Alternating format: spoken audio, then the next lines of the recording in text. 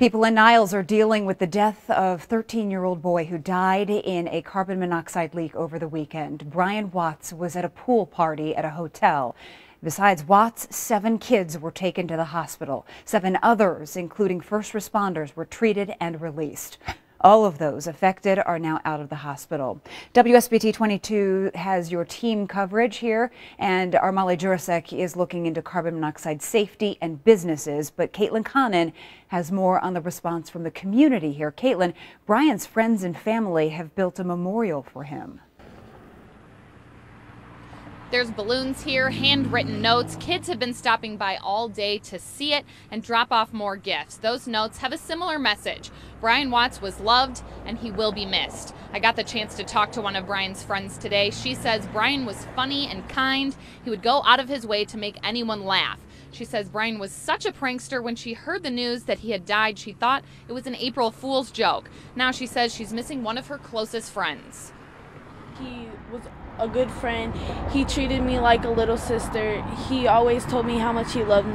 The last words he said to me was that he loved me and that he'd see me the day he died, but he didn't know it was going to be his time to pass.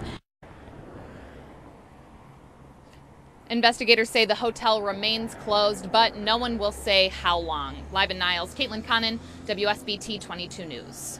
Right now, Niles is on spring break. The school will make a crisis response team available tomorrow and Wednesday of this week from 1 to 3 in the afternoon.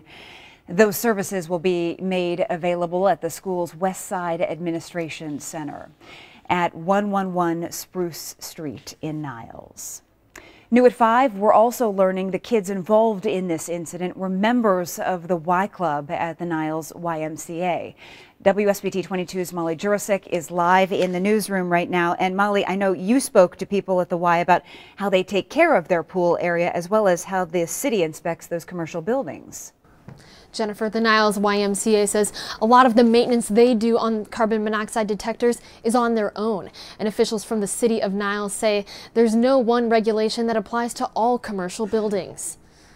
The Niles Buchanan YMCA is feeling the loss of one of their own Monday. The most thing that I can say I remember about Brian is going to be his smile. 13-year-old Brian Watts and his friends were part of the summer program here, the Y Club, where he loved to play basketball. Just remember that every moment counts.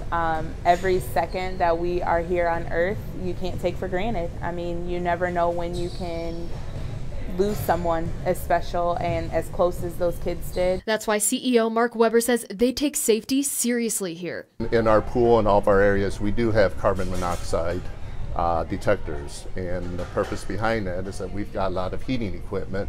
Weber says because of the moist environment in the pool area, they replace their carbon monoxide detector once a year.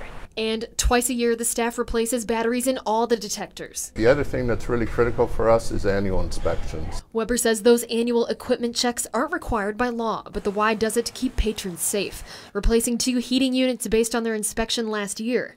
Rick Huff is the Niles City Administrator. My opinion would be that everyone should invest in one, whether you're required to have one or not. Despite his opinion on CO detectors, Huff says every building has different code standards, depending on many factors.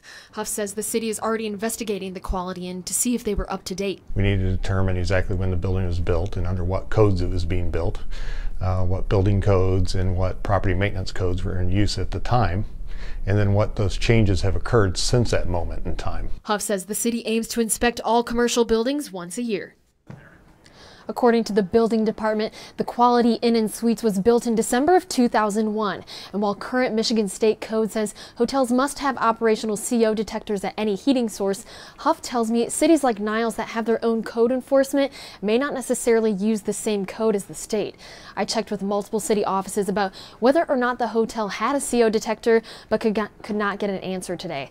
At the live desk, I'm Molly Jurasek, WSBT 22 News.